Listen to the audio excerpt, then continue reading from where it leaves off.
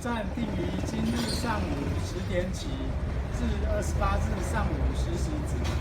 办理普通重型机车 NVN 第一次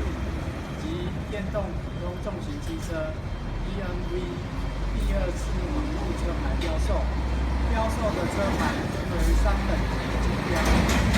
第一级牌照号码为4个相同数字及俗称的铁支，以标价3000元。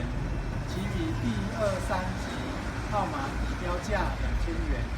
有意参加竞标的车主，可备妥自然人凭证 IC 卡及晶片读卡机，且为监理服务网会员，即可至监理服务网参加竞标。得标的车主需于决标后的24小时内转账完成汇款程序，并于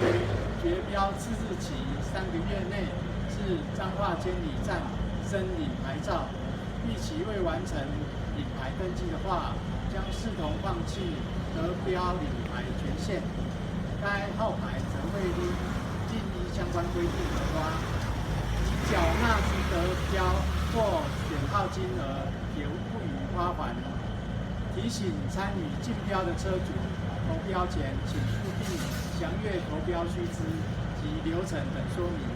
以保障自身权益。